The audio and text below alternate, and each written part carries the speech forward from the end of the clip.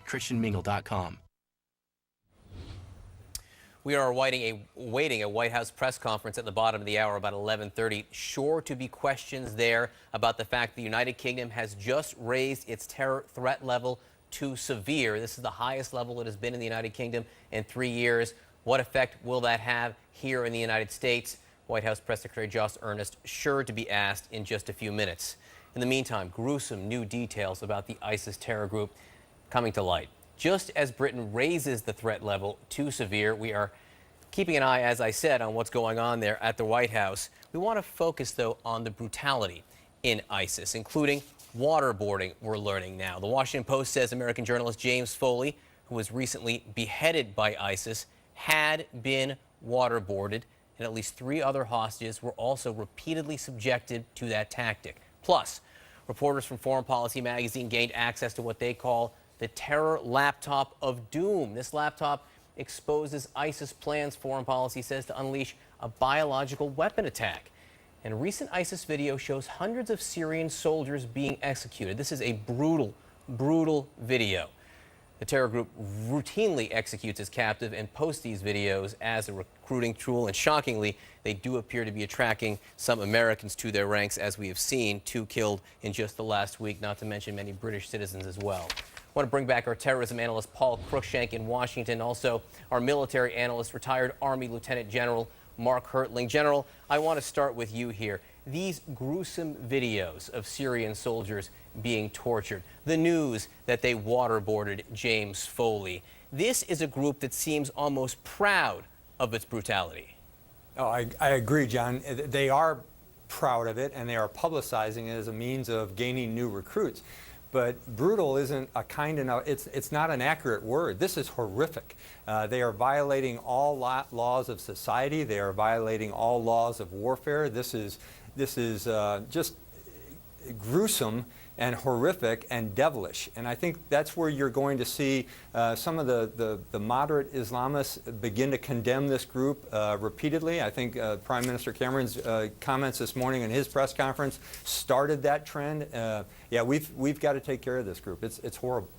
And Paul, this terror laptop of doom from Foreign Policy magazine, it includes plans from a Tunisian chemist who'd been working for ISIS, who'd been looking into biological weapons. How much of a concern is that?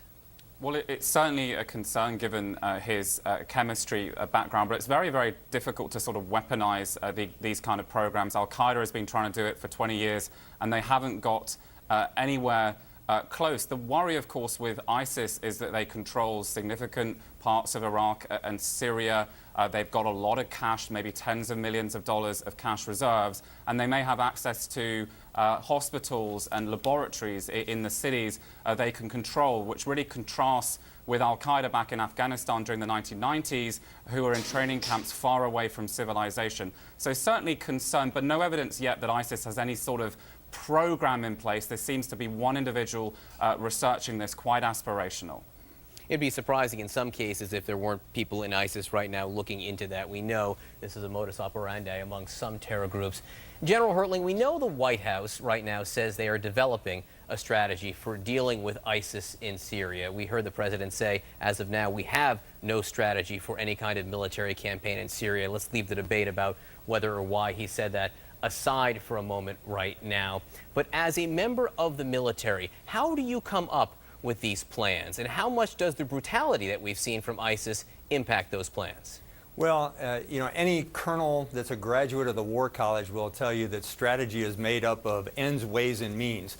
The ends in this situation are very simple. Let's get rid of ISIS. It's the ways and the means that are difficult. As we shifted our attention from the conflict in Iraq and assisting them to say, how do you get after this base in Syria, which is an area where we don't have a lot of ways and means to get in there, it's very challenging. And what I'd suggest to you, John, is dropping bombs is not a strategy. It is a tactic, and it's a bad one at best unless there's some other measures that go along with it. So that's the critical piece of this, and I think that's what the president and his national security team are putting together. They're gathering intelligence. They're finding new ways to get after this, trying to build a coalition.